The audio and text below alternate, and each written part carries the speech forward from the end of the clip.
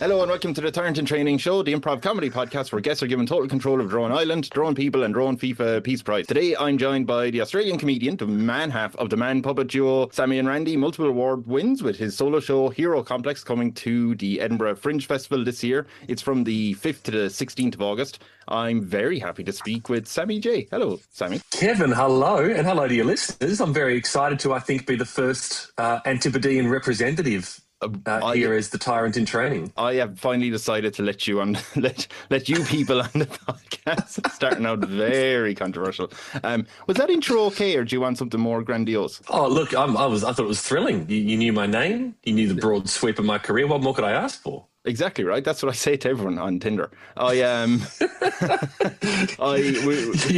knew the risks. I must say. So, funny thing is, so you're going to the Edinburgh Fringe Festival this year. It's like next month from when this is out, right? But you've had a break from it. For you haven't been there in a few years, right? Yeah, I've had like a lifetime break. So my first Edinburgh Fringe was 2007, and then I did 7 years in a row. Like I just went back every year. Loved it. Just, loved the community, loved the vibe, loved putting on shows. Then we had our first daughter, and she came with us. She was 6 weeks old, 2012, Edinburgh Fringe. Was she very funny? Did she get good reviews? She packed out the maternity ward. It was great. Perfect. And then things started taking off back in Australia for me. I started working with the ABC a lot here, which is like our BBC, and just based my family and my career down here. And honestly, never thought that I would necessarily return to Edinburgh. But this particular show is one that I've always wanted to do over there. And this last minute offer came up very recently. It's all been very last minute in the most beautiful way, where I happened to have a couple of weeks spare. And so here I am coming back. No idea what to expect. Certainly not expecting anyone there to give a shit about who I am or remember me from the old days. Yeah. But I'm going to be working. I'm going to be flyering on the mile. I'm just like, it's so nice to be coming back a little older and wiser. And I just want to come back and put on the show and have a good time rather than desperately trying to, meet people and network and stuff. It's not about that. It's about life is short. Let's get on the cobbles, baby. Because you did this Hero Complex show. So have you finished its like run or tour in Australia now? I've seen there. I've been doing a national tour this year in Australia, and this is actually a return. I first performed it a couple of years ago, in fact. But it's sort of a memoir show. It's one of these once in a lifetime stories because it's a true story.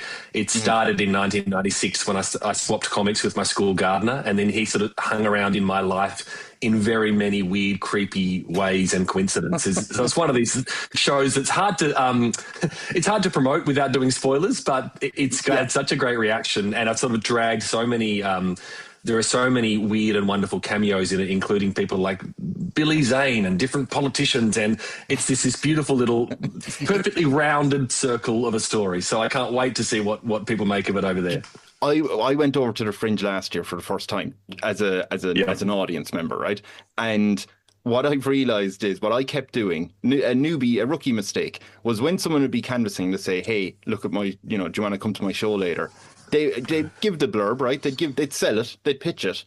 And then I would go, all right, what happens next? So like when I was reading my Hero Complex, I was like, I must ask them what happens. Wait a minute. Go see the show. Wait, that's the point.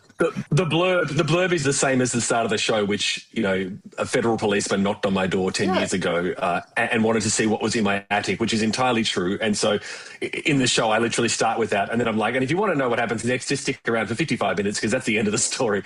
So that's as much as I can give you. But it's an intriguing proposition. You have to agree, Kevin. Oh, I just realised there. Are you doing that like Instagram thing now where you put the ending at the first 5 seconds of the video? Exactly. Just to loop them in. Did you start that? But I was doing it before Instagram, started. So you're the problem. Yeah. The biggest concern and worry I have about the season is that the comics I was trading were Phantom comics. And I'm pretty certain the Phantom is not very well known around the world, let alone in Edinburgh. Have you ever heard of the Phantom, Kevin?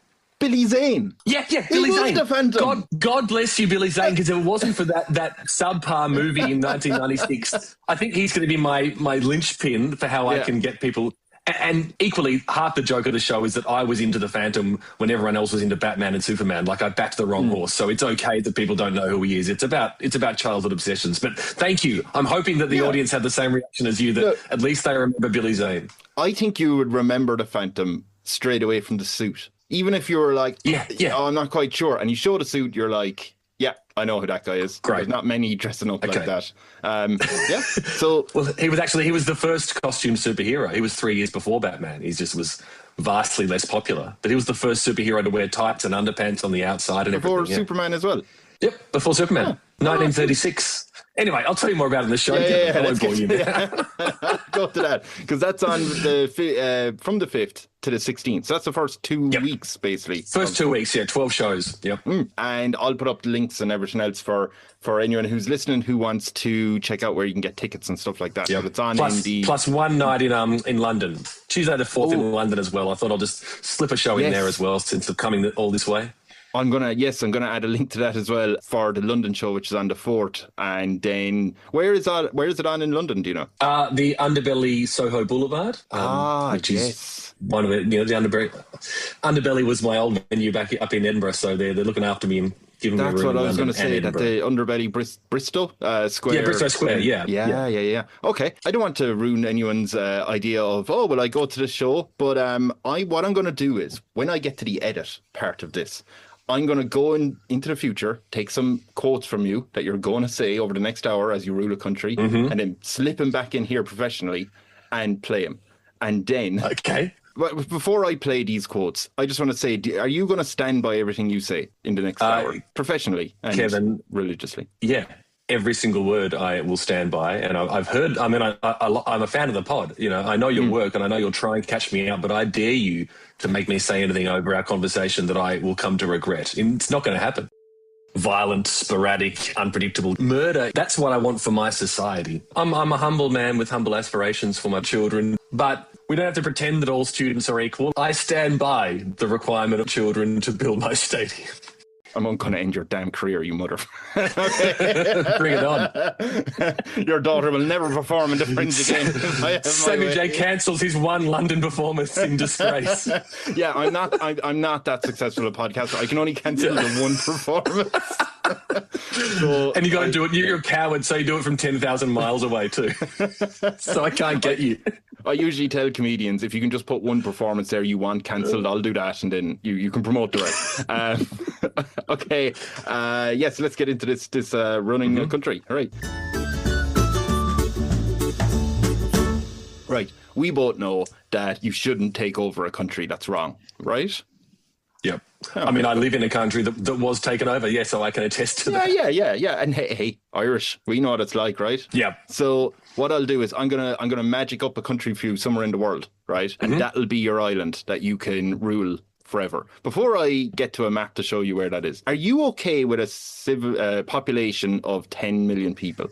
Look, I'll allow it if you are insisting. I'd prefer, obviously, like most people, a little less. A little fewer? Yeah, no, you decide. You're the boss here. I'm just a sycophantic host. Let's go 5 million. This is Harvard. It just makes me feel like I've had some control over the ensuing nightmare that we're both about to live through. Perfect. So we'll kick out the 5 million people. Do we just... No, I knew you'd do that. We're not kicking anyone out. Okay. We're starting from scratch. This is... We're letting in 5 million. We're telling the other 5 million get away. You know what? We're going to keep it at 10 million because of your attempts to cast me already as a despot. It is 10 million. I'm just making sure. That's it. I'm making my first firm decision. I might leave this in. I don't know. But you remember you said, just let me know if other people are doing something very similar, right? Good news. Yeah, yep. Nobody has been quite as argumentative immediately. Keep that energy.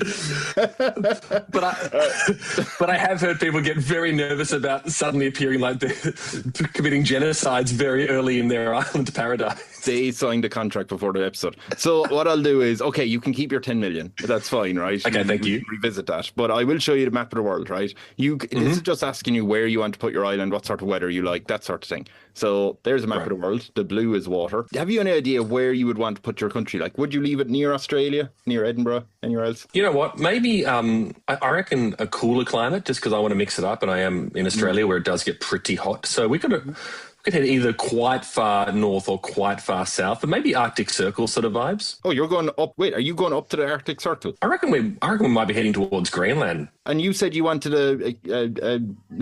a decent climate, like right in the middle, not super cold. Well, no. I'm happy to go super cold for the purposes of the experiment. Yeah, no, let's do it. Like I reckon Norwegian Sea, Labrador Sea, all of that suits me. Okay, so do you want to go? So you want to go near Greenland, or you put it near like somewhere around here? Yep. Yeah. Have you any idea what you would name your island though? I think J-Town is the most appropriate. J-topia? J-Town too small?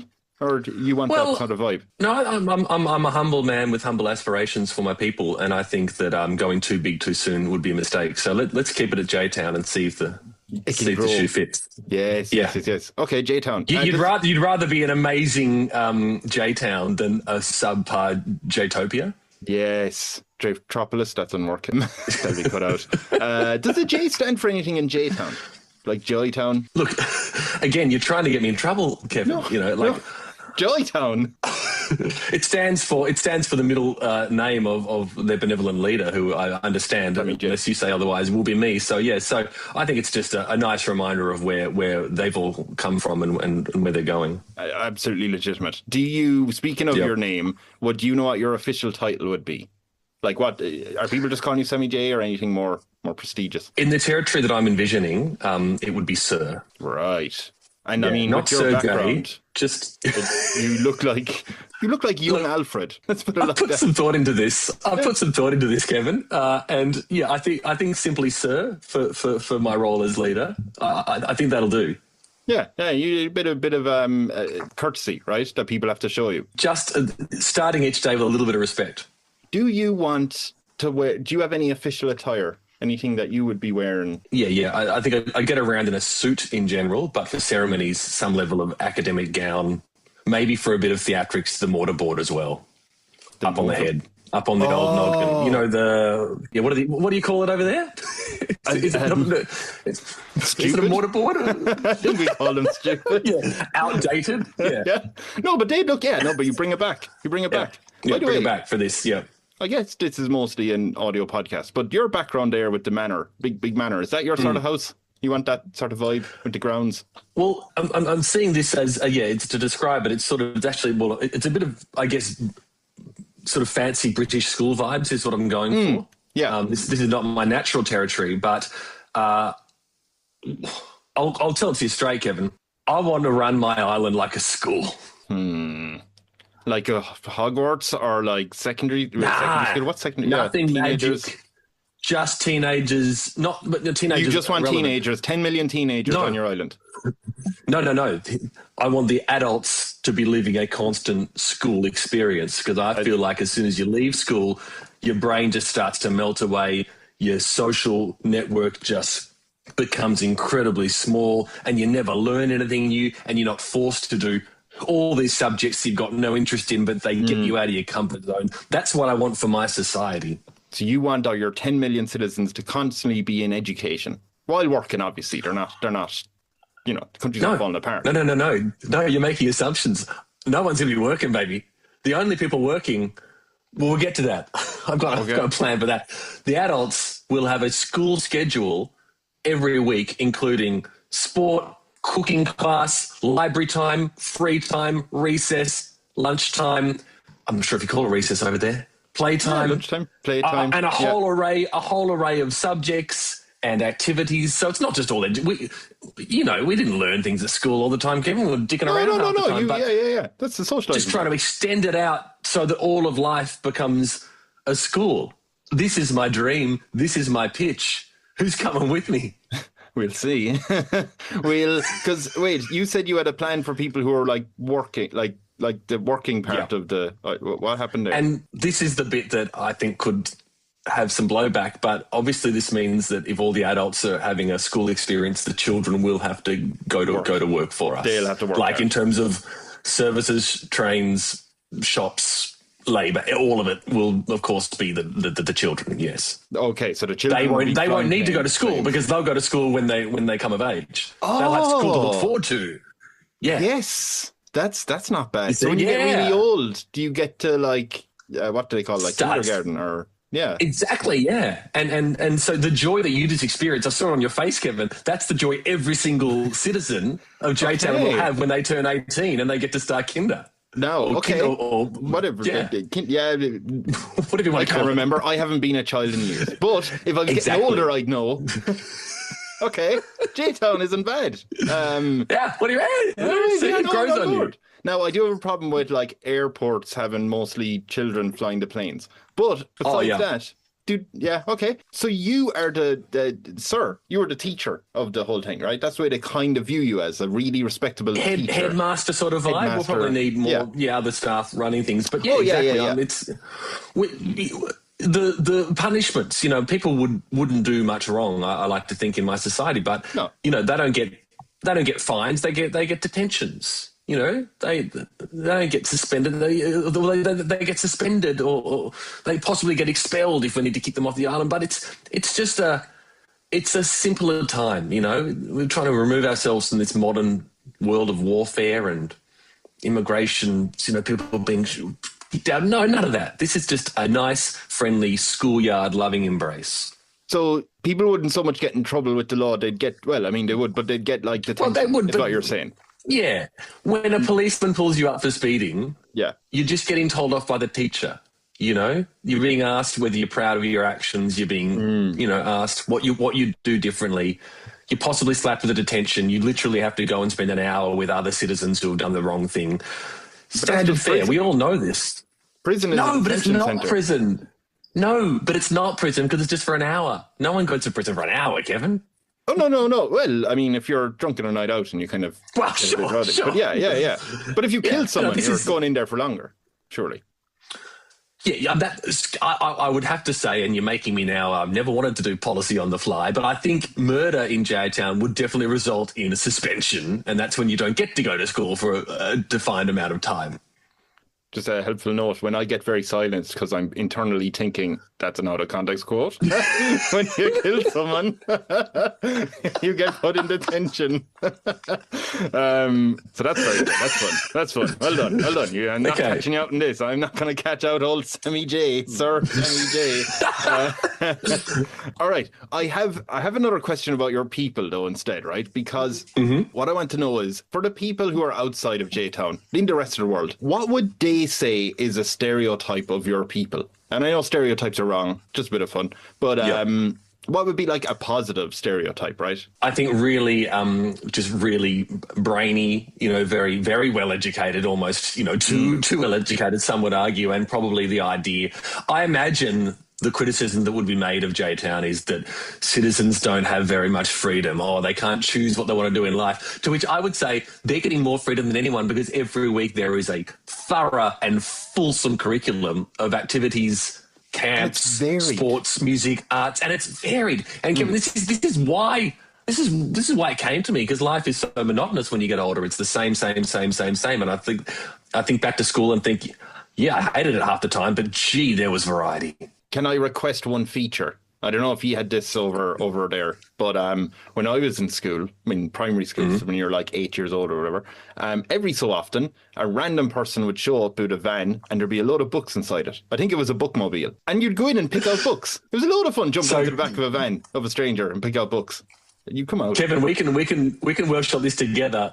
Because I wish, if you had that much fun in the book van, you would have loved growing up in Australia. We have a van called the Life Be In It van, and this sounds like I'm making it up. But to anyone listening from Australia, you'll know I'm not. In that van was a giraffe named Harold, who was a sock puppet called Harold, who taught you sex ed. I'm not joking. Okay. And it still happens to this day. You'd go in the van, there was like a skeleton, there were diagrams of genitalia, and a giraffe would tell you how babies were made. And then the van would drive off to another school to never have to face the horrors that they've just created. The driver never returns to town. He is shamed. Yeah. So I'm going to say yes to your request, but I'm going to change it. It's going to be the Life Be In It van instead. Harold, Healthy Harold, he was called. He's going to be there. I have my brother is over there with family in Melbourne, so I will be asking him how is Harold the giraffe. And I love giraffes. Jump on. So I'm confused. How could they not? Yeah, Google it. Listeners, jump on. There's a T-shirt. There's a beautiful T-shirt I've got, which is just a giraffe's head, and it just says "Get in the van," and you get some great responses from adults on the street who are equally traumatized. I might look up that. I need new T-shirts. I might just throw that on with no context. Okay, you were putting Harold the Giraffe. There's no copyright infringement, I assume, and he's there. No. What is a negative stereotype? It might, and by the way, when I say negative stereotype, it mightn't be true, but that's what people think of J-Towners, unfortunately. Well, look, I've sort of veered into a negative with the last one. I reckon there would probably be some murmurings, and dare I say more than murmurings, about the use of children to run society. Look, I'm just going to go this. I reckon that when people sort of arrived, if they were visiting as tourists, and they saw that it was children, stamping their passports, and they saw that it was children driving the trains, and they saw that it was children cleaning the toilets and mowing the parks, and there'd be some stereotypes, and I hasten to add they would be stereotypes only, that we were treating children a little poorly. And I'm just thinking, mental health is always important. If I'm feeling incredibly anxious about having someone from Australia on my podcast, I think I really need to speak to someone. And Celine goes, I think it's good that you're going to seek help. And then I go into an office and there's a 6-year-old there going, how does this make you feel? I don't know if I'm comfortable with that. Well, Kevin, don't you worry, because all official mental health and counselling services will be provided by Harold the Giraffe, as they were to us. Better. Yeah, so don't you worry. Harold will be there for you. And there's multiple people being Harold, right? There's not just one person. And I'm not making this up. My grade 6 teacher in Melbourne told us proudly that he used to be Harold the Giraffe in and he blew our minds, because it was like being told that Santa's not real. And we're like, no, dude. And we couldn't. It was odd. He thought he was going to get the glory, and you were like, you ruined it. He was like, that was my day job for a while. And we're like, dude, don't tell us that. And also, we can't take you seriously now, because we know you spent half your life crouched down with your hand up a giraffe's neck. It's brutal. That was such a wrong turn for him to tell you.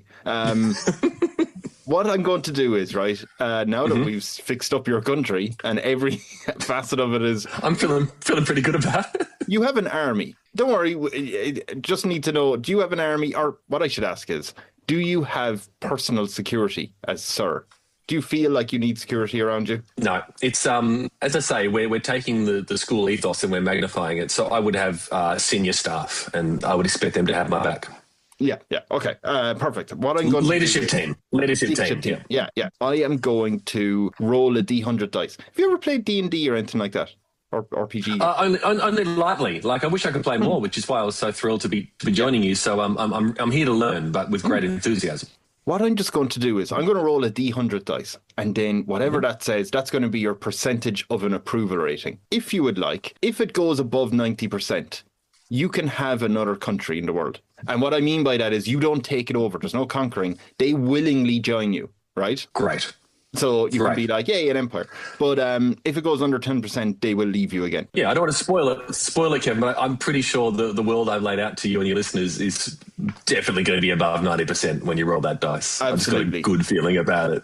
Well, I'm not really a teacher, more like than you are. But is 59% over 90? Or is that... Just do the maths on that. Hang on. Yeah. Is it different in the Southern Hemisphere? It's not upside down. Yeah, no, okay. No, that's 59%. Look, we can work with that. I think obviously, the voters aren't always right, and people are often, when they're answering phone call polls, they're just trying to send a message to the leadership team. So I'm confident I do have greater support than the dice represents, but let's deal with the facts as they stand. I tell you what, it's 59%, right? If you would like to get rid of 5 million people, then that would get to 90%. Yeah. I don't want to ask you about your maths too much there, because no. Okay, there's a bit of wiggle room. Right. No. Look, a strong leader doesn't bend in the face of occasional poor public polls. So let's accept this. I accept it. Okay. The other thing is, because the children are doing all the work on your island, are they allowed to vote? Well, this is the question. I wanted to know from you: are they making up some of that 59%? Because it's up to you. I mean, you're the one who's in. Yeah, no. No, definitely there was an error in the polling company and they went and surveyed the kids as well, which was it's not appropriate. This should be a reflection of adult sentiment. And I think we could comfortably say we're over 90% if we remove the children being forced to run society. I can roll again if you want, and just include the adults. I think, let's adjust that. Let's just ask the adults alone. Let's do it. Great move. Yeah, no, it definitely was an error. 95% of people support you. Like I said at the start, Kevin, I was pretty confident. So happy to be.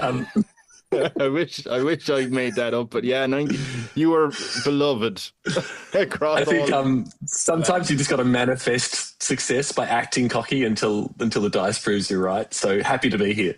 Okay, I'll ask you this, since it's so high, you can literally do anything. There's one thing you can do and nobody will have a problem with it, right? There's no negative effect on this. Basically, you're God on this island, sir. What would you like to do? Or what would you like to do? So this isn't just taking another country. This is, No, on your island, you can, and I'll give you another country in a moment, don't you worry. Okay, so I was just excited at the thought that all adult citizens on my island would have to take part in the school musical production once a year. I'm going to make it once a week. We're going to put on a different musical once a week in J-Town, and we're going to fill out our auditorium, our concert hall, thousands and thousands of seats, because it will be mandatory for every citizen to attend, one performance every week or two. So it's just going to be a massive music theatre fest. And this is well received. Like, there is no negatives to this, right? Like, you've done a lot of composing of music and stuff like that. Yeah, Would you make one yourself, or? As the headmaster, look, I'd probably dabble. I'd probably insert a few of my works into the mandatory syllabus and curriculum. If it got me a step closer to Broadway or the West End, I would not be. I mean, many leaders out there use their time in office to plump up their bank accounts with foreign deals. Why can't I use it to plump up my fledgling career with, a little bit of stage time for my work? Do you want to make it so it's popular in Broadway, or would you want to make J-Town have its own Broadway, like J-Way? Ooh. Yeah, let's do that. Boost the tourism dollar, J-Way. I'm here for this. Good. Yeah. Okay. By the way, Kevin, at this rate, you might become part of my senior leadership team. You've got some, how to... Unfortunately, I am just technically a voice inside your head. That way you can't kick me out when it inevitably falls apart. But thanks, though. I love the idea of promotion. What country do you want to take over, since you seem to be keen on that? Oh, I mean, I'll just take England, Just take England. Why? They deserve it, don't they? Oh, now I get it. Yes. Yes, Irish, Australian. Yes, that makes sense. Yeah, that'd be fun. Trying to gang up. Well, my great-great-great-grandfather escaped the Irish famine and moved to South Australia in, I think it was 1861. So we're blood brothers, Kevin. Oh, yeah. But she didn't take my family with him. He left mine. There wasn't much room on the ship.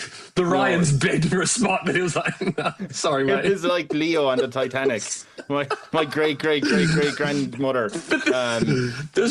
That's fine. She found something. Okay, so you have England now. Your population has ballooned out. They're all which means the West End is now officially J-Way. Well, you're calling it the West End, though. You're not getting rid of the name. No, I thought I'd replace West End with J-Way. I thought we both liked J-Way. J-Way sounds like a type of cloth that you use in the kitchen. You just go grab a J-Way and clean up that spill. I mean, you've really baited and switched me there. You suggested the name. You let me praise you for the name, and now you're criticising the name. I don't know whose side you're on, Kevin. The thing is, I'm picturing the logo, and the logo looks like it was done on Canva in 2 minutes. That's what's the name is fine. It's the logo. You have to get the logo right. Yeah, but you're just being mistaken, because the name was actually designed by a 7-year-old in my graphic design factory on J-Town. So that's why it looks so shoddy. A tenured child on that team, and they're loving it. They're having a good time. I just say last year I went to this award show, right? Because the podcast was in Best Comedy Award, right? So I went there on my own. I'm sitting down. I'm like, oh, that's pretty cool. And then as they're reading out the names for the nominations, they have the logos coming up, right? On this big, huge screen. And like, my old logo was done on Notepad or something, right? It was just a crappy thing that I went, that'll do for Spotify, done. And about a few weeks before this award show, I went, you know what, I think I need a better logo, right? Just something a little bit better. So I had done a new logo, but I'd forgotten to like update them saying, oh yeah, here's a new, like something a bit better. So then as I'm sitting there, because I'm the only one there, everyone applauds politely, right? But other people with their podcasts have teams of people and they have their friends and family there. So when they got nominated, they were all like, yay! And then they went, Tyrant and Training. And this stupid looking logo that was only meant to be the size of your thumb has been blown out onto this massive screen. All pixelated. And there's just a few smatterings of... And then you can hear me in the background going, get rid of it! It's not the right one! If I was in that room, Kevin, that would have tickled me. I would have been cheering. It sounds very punk, like you're just sticking your rude finger up and then going with your fancy little... When they asked me if you win, what music do you want to play as you walk up? And I decided Pirates of the Caribbean's theme music. Because when I was in like a community college, I guess you might call them in Australia maybe, at the graduation, the lecturers walked up to the music of Pirates of the Caribbean, this epic, adventurous song.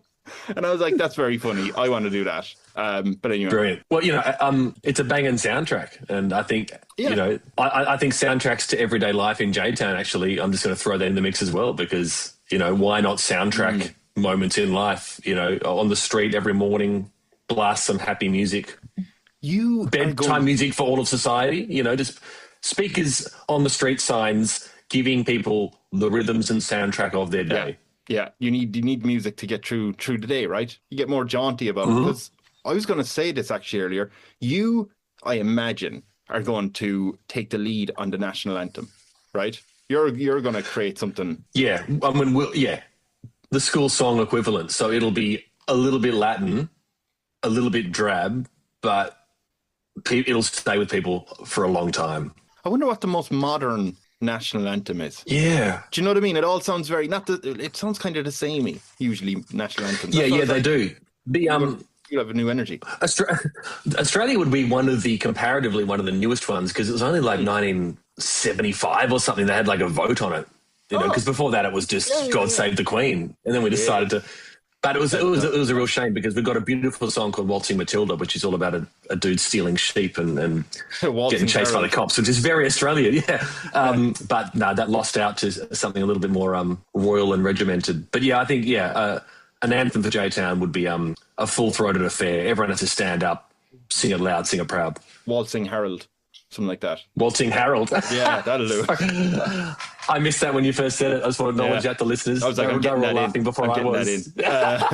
I'm going to ask you one other question as well, because I'm curious, as Sir, what do you want banned on the island? Like a pet peeve or a mundane everyday item? Standard school rules apply, so there'll be no graffiti, no cussing at authority figures. But if we were to ban, I mean, you know what? We have this in Australia. I'm not sure, we've had a fairly world-leading social media ban, and we've also got, phones off and away policy at school. So if I'm really committing to this world, let's do it, Kevin. Mobile phones, not allowed. Okay, I'm going there, baby. I'm going there. Yeah. I know this is going to... Wait a minute. This is just... Another thing, am I allowed to kiss my woman? I say my woman. That's very possessive, but you know what I mean.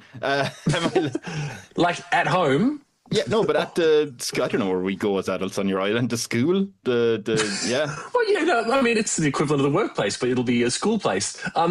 You can do what you get away with out of sight of authority figures, just like we all had to do at our own school experience. Right. We had a little gully down by a creek at the back of our school, saw more action than any other part of society, including marital bedrooms. So go hog wild, just don't get caught. It's school rules, baby. Okay. I'm as terrified as you are, Kevin, that my broad-based school policy will fall apart. But so far, it actually seems to have an answer for everything. Yeah, it's going pretty well. And I'm as shocked. I am going to roll your approval rating, because let's be honest, we're banning phones completely. Emergency services are even struggling with that. So I'm going to check your approval rating. Are you confident? Because Well, I'm concerned. I'd rather not have a poll, to be frank, because 95 was pretty good. But I'm prepared to face the students. I mean the citizens. Do you call them students? Maybe in private. Yeah. Okay. Yeah. I tell you what. I call them. Yeah. I've rolled it. Now, if you want, I can kind of like suppress the results of that and just nobody knows. Not going to tell anyone how that just went. pay you off. Yeah. Yeah. Well, like, if you don't want it out there. Well, of course I don't want it out there, since the voice in my head is sort of speaking about it in foreboding terms. But do you want to know it yourself, though? Yeah, great. Let's tell me in a private session. This is just government advice. Yep. 42% approve you now. 42%. Yeah. Yeah, that's the adult. That's certainly not with the kids as well. We can't do that again. You want me to poll the kids? Oh, no, let's leave the kids out of it. They shouldn't have a say. They don't have a say. They're busy making our burgers for us. I reckon it's probably the phones that did it, but I think so. I reckon they're just reacting like it's a pretty new policy. Like, this has only been introduced in schools in the last 10 years since mobiles became a problem. So I think it's like smoking. They don't realise it's bad for them. Given a generation, this J-Town will be singing in the streets and in the theatres about how great that particular policy is. Your staff office or your office inside in this massive school, there's a knock on the door. Knock. Mm-hmm. And can they come in? Enter? Yeah. They can come in. Well, wait for the traditional come in. You know, I'm not a monster, but manners are important. So no, they come in. Now I've just realised. Enter. Yeah. You prefer to have children work for you. So, hello, I'm little Paul. I am 6 years of age. I am so stressed with work. Hi there, sir. Yep. Sir. Yeah. Hello. Can I go home after this? But I have good news. I have good news for you. I'm after looking at the numbers on this calculator, and we have a surplus in our economy of $10 billion.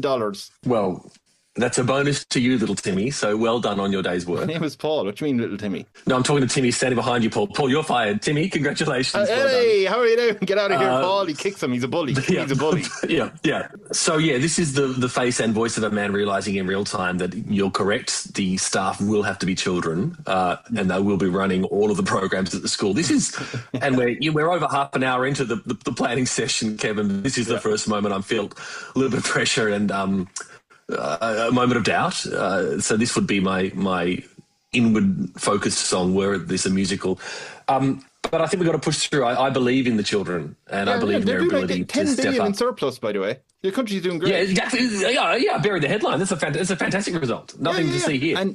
But the thing is, Timmy is like, hey, look, there's 10 billion there. All the kids got together and decided they'd like to build something in your honour because we're all happy with you. By the way, the kids are very, very approving of Sir, right? So, I mean, the reason why they have 10 billion is because they export, so much. You know what the main export of J-Town is. Yep. And you'll tell me. Curriculum books, naturally. Yeah. But designed for adults, for every single subject. Do you like to think you would genuinely have the best education? Like you would put in the work to make the education system very good? I think, these days, schools are, certainly in my neck of the woods, schools really tend to downplay the academic side in favour of the character of students and the experience. And so I think that's definitely where I'd be leaning. It's not about the hardcore academic results. It's not about even whether you can add up properly. It's about, did you have a good time? And this is why I think that this is well suited to a society-wide rollout, because it's no longer just about learning. It's about the whole experience, the variety, like we were saying. So, I think people would be very happy. But I'm starting to, as you're watching an existential crisis take place in real time, Kevin, because as you know, I came in pretty hot here. I came in pretty sure of myself. The numbers backed me up, and now I'm, there would be some issues. It's still on the right track. No, I think you're going well, right? Timmy is here saying, hey, what would you like us to build? You're the only adult in charge of anything. What world wonder should we build in your honour? What would you like built? Okay, so traditionally in this environment, and at schools in particularly schools with a lot of money, they build a sporting emporium, an oval, and they name it after, So I'm going to nut to that. I want a performing arts centre, but I want a performing arts centre the size of the MCG, the size of a stadium, the size that Taylor Swift could come and perform at, and she will, she will when word gets out. So the Jadium, we'll call it. Beautiful. It's quite good. It's no J-way, but it's close. Yeah, but any sort of force of J into a word, I'm all for. That's it, yeah. And that happened in real time, once that was not planned, as you can tell by the sheer terror as I try to thread this needle. So the Jadium shall be built. That will require a lot of labour, and it'll be kids doing it, and I do not back away from that fact, because the results will be worth it. I mean, that's going to be a lot of pressure on the workforce. So we'll have migrant children come in. Don't you worry. And just to make it easy for you to pop something in at the start of the episode, Kevin, I stand by the requirement of migrant children to build my stadium. Yeah, naturally. And I can't wait to see your show. Fringe. 5th to the 16th. Go see Sammy J. Oh, no. Is it for all ages, your show? No, you know what? I've a good leader. Yeah, the show is appropriate for anyone over 10 years old. Yeah. The stadium will not be built by migrant children. Okay. The stadium will simply take as long as it needs to take to be built by our own children. Only mildly better. But I'm not a monster, and J-Town looks after its citizens. So thankfully, we have a very advanced, highly unionised workforce of children, and they'll be demanding play breaks, toilet breaks, and snack breaks probably every 12 minutes. So the JDM will take a long time to build, but it'll be done under the strictest conditions that allow the children plenty of time to be kids in their adult working day. That's very diplomatic, and also it feels like you say that after a meeting with NATO. We will not be bringing in children to work for our stadium. We're witnessing a political crisis in real time, but I think we've resolved it together, Kevin, and I thank you for your service. Yeah, and just to be clear for everyone who's, we're making jokes about children working on the stadium, they are paid very well. Of course. Are you using the kids are getting paid? We'll save a little bit for gifts for the contractors, but I should have made that clear at the start. The children are working, but they're being paid so much more than the adults who are getting paid nothing in J-Town. They're just going to school every day. I suppose if you work, I don't know, if you work 14, 15 years, however much you work as a kid, you basically work up your entire life's needs. Like you can just live off it for the rest of your life. Emphasize the needs, Kevin, because you're not going to make any more money after that. So you then need to mete out that money for your dinners. And I mean, I think school facilities will provide lunches, out of your own pocket, the money you earned as a child. I will say, just so someone's listening, your voice went a little bit robotic there on the audio, right? I'm going to leave it in. Because it sounds like you're malfunctioning trying to explain. I'm glad. You know what, Kevin? I'm glad that it did. I'm not so much as backing out as simply explaining the nuances of J-Town. This is where I reveal to the audience, and this is what I can do with my new Sammy J AI. And it is wonderful. I don't need guests anymore. This is perfect. I mean, Sammy J's clearly not even a real person. What sort of name is that? And what sort of monster would come up with this particular island? A little bit of a concern, but AI is great. Yeah. I was going to ask about the school. Because you have adults in there, are all the adults wearing, like, school uniforms? Uniforms? Yeah, absolutely. Classic school uniforms. So, like, if you're a tourist, you have to wear a uniform. Well, there'll be different uniforms based on what house you're in, of course. And so different colours.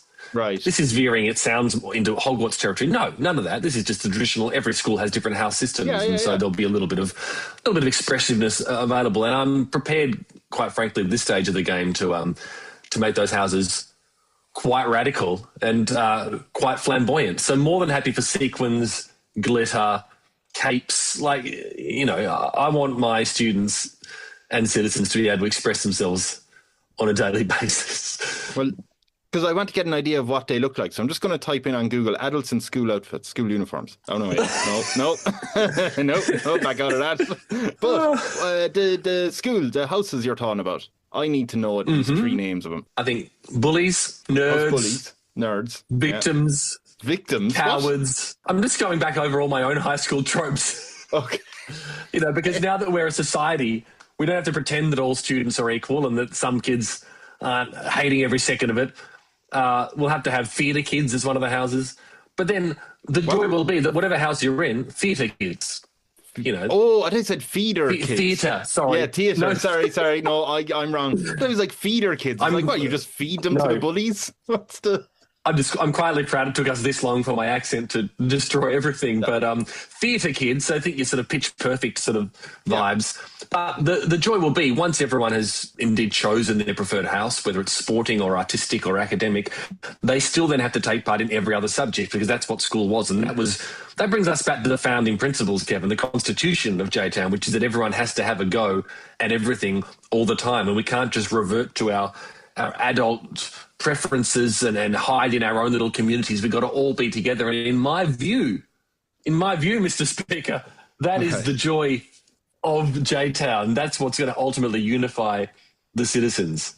I have just realised what you're describing, I think, is a specific game that I remember anyway. I don't know if you remember this. Everyone was very excited about to play it. It was okay. I'll show you it. Yeah, do you remember? Did you ever see this game? It was called Bully. Oh, no, but oh my gosh, I love it. PlayStation.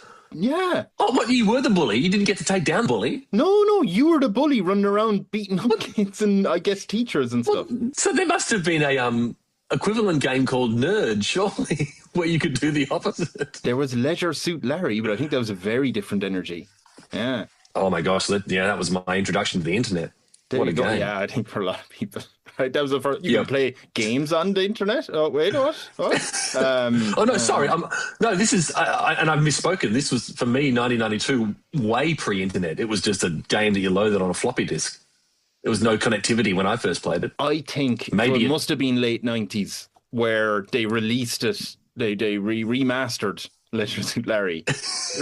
Either way, which do you want? Do you want Leisure Suit Larry or Bully? Yeah. You can have one or the other. Yeah, it sounds like, it sounds like Bully, but I need to stress, because I know it sounds like I'm some damaged nerd who had a horrible time at school and is trying to get revenge. None of that. None of those tropes. This is about bringing a bit of variety, spice and fun back into life. I wish I could be forced to learn an instrument. Now that I don't know how to learn, I wish I could be forced to go on a camp and do flying foxes and canoe down wild rivers, but I don't, because I'm a dad. I've got 2 kids. I'm 42 years old. You know, all those chances are largely gone. That's what I'm trying to bring back here in J-Town. No, that's okay. The spirit of it's okay. It's okay. Like, you were forced to do this podcast. So I've been bullied into this. Yeah. And it's a manifestation. Thankfully, my brother is over near you and has been bullying you relentlessly. Yeah. So that's and nice. I'll get you, Bully. I will get you. Yeah. Listen, you're a feeder kid or a theatre kid, whichever one. So you're going to have everyone in school uniforms in their houses, like bully, nerd, coward, victim. Victim. What's the difference between a victim and a nerd or coward? Is the victim to the bully or to a...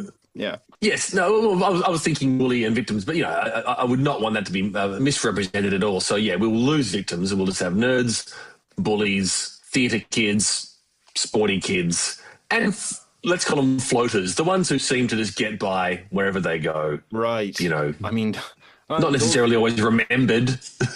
If you're in the floater, if you're a floater, those pool parties are going to be full of mockery. Yeah. Right? They're not going to non-stop. Yeah. But I think, they'll have had enough pool parties in their childhood working force years. So, it'll just be sport when you're older. Would you like to see what your approval rating is from people outside your country? Like, what does the world think of you? Yeah, and let's just make it public, because I feel like I've got little less to lose now. I'm doubling down J-Town, so let's put it out there. 34% approve of you across the world. Yeah, they don't understand. They don't understand. No. They haven't lived the life. They haven't grown up making money since they were 0 years old. And, let me tell you, ask any 7-year-old in J-Town, they are loaded and they're loving it. They are loving life. But you're not going to try and improve relations or anything. You're not going to... Are you going to sports wash or anything like that? It's if anything is going to attract attention to us, it'll be J-Way and the amazing musicals we produce and export to the world. But we do it. We don't do that for diplomatic relations or for money. We do it for the love of the arts. And if those approval ratings improve as a result, that's a happy bonus. Okay. We'll check that near the end, though. Yeah. But there is a knock on your door again. Knock, knock, knock, knock, knock. Come on. Enter. Hello, it's Timmy again. Hello there. G'day, Timmy. What can I do for you? You can listen to this. I'm in a bit of a rush because I have to go for my plane. I'm getting a flight to Sweden for 7 weeks holiday. Oh. Yeah.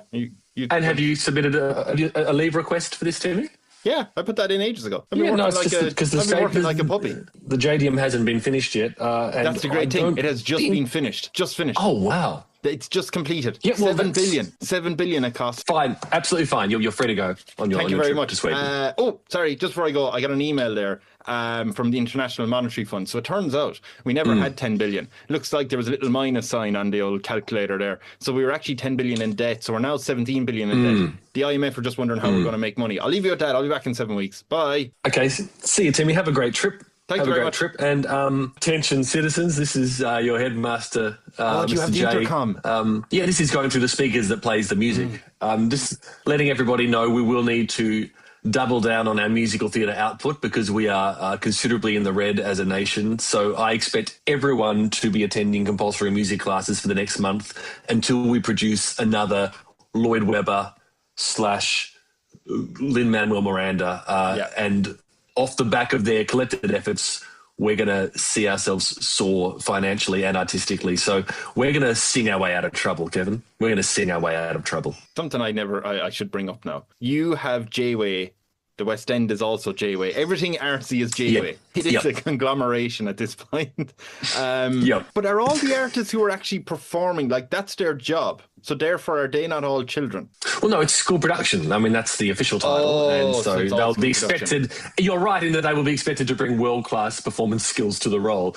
But the best they'll get is their hot lunch, as explained, and a good mark for their drama report card. Are you familiar with college football in America and colleges making obscene amount of money off college students? Wasn't that the whole thing? Only vaguely, but is that right? They don't get paid or much at all, if at all? I imagine they must get something, but I think it's negligible. Yeah, I am. And look, we don't choose where we're born. And so for those students who will be enjoying rave theatre crowds standing on their feet, standing ovations, I say lucky them. How great to be a citizen of this wonderful island / also England, which is now ours as well. Yeah, which we've kind of just left to the side there. Yeah. In a perverse sort of outcome, I've sort of destroyed West End, which would have been a great export market for my shows. But now that I've replaced it, that's on me. That's on me. No. West End isn't destroyed. It's improved. It just has a new name, J-Way, or J-Way, yeah. JN. But Broadway can still buy our shows as Broadway. That'll be where we'll make a killing. So that's where you'll make the kill. Yes.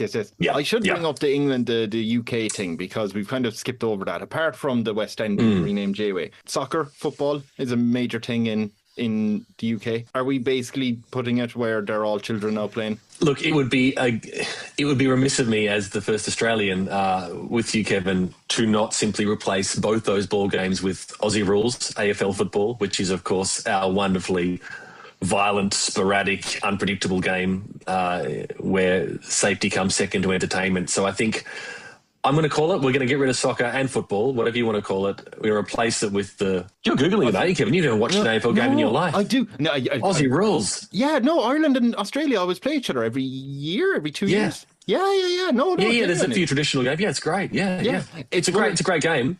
It's one of those games where, like, we don't watch it. But when that comes on, you will know, and then you'll go, it is a great game to watch. Like, it is. My brother's over there, he's proper into it. During the lockdowns, during COVID, we put some games on with no crowds in the MCG, but they still were able to televise them. And so for a brief month or two, Australian football became like the most watched game in the world because it was the only thing happening. It was a lovely moment. Oh, they haven't played it in a few years. Ireland I think it must be like, they do a couple of novelty games of the AFL when they export it, but it's the national game here. It's largely unknown except as a curio outside of Australia. My brother has, when I've been chatting to him, he said no, we're properly into it because he's in Melbourne. I forget the name of the team, but he is like, he does go to the games and he's all into it. But we're definitely replacing everything with kids playing Aussie roots. Great. Love it. Perfect. Timmy's going away. Actually, it's called AusKick. There's a program for kids in Australia, so we've already got the infrastructure set up. AusKick is where little kids learn to play. So this time they'll simply be paid and maybe knocked about a little bit more because it's a full-on game. So you're going to have everyone working twice as hard to put on these school productions, right? Correct. Okay, I've just checked your approval rating. It's 30%. But don't worry, you're fine. Because what we're going to do is, this is what your advisors say to you. They're 4 years of age. They say, we want Santa. But also what they say is, should you get a celebrity in onto the island to kind of boost your profile up, right? Have you stand them beside a celebrity? Yes. So who would you go for? I think Baby Spice would go down very well. I mean, Emma Bunton. Because Emma Bunton, I think, has lived a life. She knows what it's like to sort of be an adult, but also sort of, playing in student themes, and indeed a baby. So I think she'd be able to speak to the citizens, bridge the generational gap, and of course, maybe do a cameo in the school production musical / enforced citizen-based theatre production at the JDM. So I don't see what could go wrong. So what sort of propaganda would you go around with Emma Bunton and do? Like, would you go around to factories or to schools or, what the school productions maybe? Obviously she'd have to accept the title of JB Spice. Naturally, that would be a condition on entry. Yep. And we just go around reminding everyone that music is fun, that school is cool, and that life can take you in a variety of different directions. For example, she never dreamed that at age, whatever she was, 19, 20, 21, she'd be part of a global, huge smash hit girl group. Yeah. And the citizens of Jaytown never dreamed that at age 21 they'd be in kindergarten playing with blocks, starting their education career. But this is what life's all about. You got to embrace the chaos. J of life. Yeah. The J of life, exactly, Kevin. I'm so glad you're finally on board. I'm on board with this island. It might sound like I'm skeptical, but I am not. No. You've held the ideas to the light, and you've made it all the stronger for your questions. I'm going to do a roll to see whether the JB Spice propaganda walking around with everyone overworked on these school productions, and you and her pointing out, "Hey, music's great," and that. Okay, it's 23%. So it's gone. Yeah, that's down. That's gone down. That's down. So I'll finish it because you're gonna stay there until the end, right? You're not going to resign. No, I am. I'm digging in. So when you get to the end of your reign, end of your life, right? You have to plan succession. What's your plan for the country after you're gone? What do you think? Is someone going to take over or? Yeah, look. Because she's already there and because she's tainted the approval ratings already, I think I'll simply hand the whole thing, holus bolus, over to Emma Bunton and let her sort it out. And if, as we've proven, one Spice can't fix it, maybe that can be her chance to get on the phone to Victoria and Jerry and both Melanies and just, bring them over and turn it into Spice World and rename the entire island. Because quite frankly, I'll be dead. I'll be presumably disgraced, and they can have at it. I just enjoy the fact that you assume that Emma Bunton arrives onto the island and then stays there for the rest of her life. Like, she just lives out the rest of it. Kevin, you're forgetting that, the children who work for immigration do know how to cancel visas, passports, or alternative trips off the island. Yeah. So they'll be able to handle it. Okay. Yep. Well, in fact, we've had the dossier. We've had the plan in a bottom drawer or the entire time we've been discussing this, the Emma Bunton plan. So we'll simply enact that. So you, since you're the one who brought her up, that you are forcing Emma Bunton, beloved singer, to stay on your island. Yeah. What I'm going to do is, when you pass on and J-Town lives, beyond your time, I'm going to roll to see what her approval rating is. I'm going to roll it with disadvantage because she does not want to be there. 40% of people like her. She's pretty steady. Well, and what you're probably not factoring in is that J-Town owns England, so she's already become a citizen. And so I think that's something that we weren't factoring in with regards to both her desire to have the job and the esteem with which many of her citizens will hold her in. So I support my future leader. No, from you're right. I rolled it again. 79% of people loved her. Actually, she's quite popular. It is. Would you like to know, as a final thing, when you've gone in the history books, how do people look back on your reign? Do you want to know what people think of you? Yeah, I'm curious. 41%. Forgettable.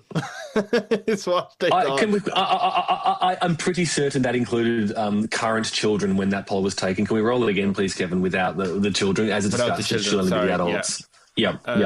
Mother, 81%. Look back. See, now there we are. Look, as we started, you got to have faith. You got to believe in yourself, Kevin. And I'm glad we've ended up where we belong. We've ended up there. You've broken the game. All someone has to do is go exclude the children, and then it gets a better role. I'm not happy with that.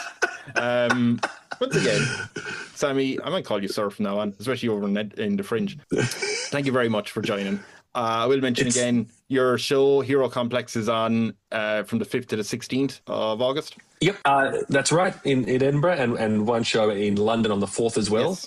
I think by the time the shows come around, I will have stopped regretting most of the proposals I've made in this podcast. But, gee, it's been a fun ride. I would adore if the front row is just full of 10-year-olds.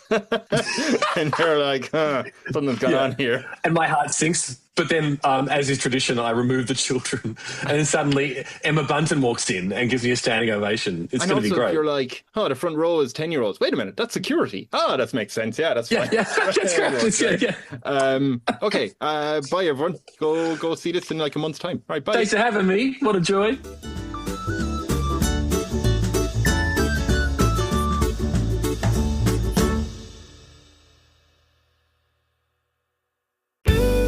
This podcast is part of Podomedy, the UK's podcast comedy network. Why not laugh at what else we've got? Visit podomedy.com.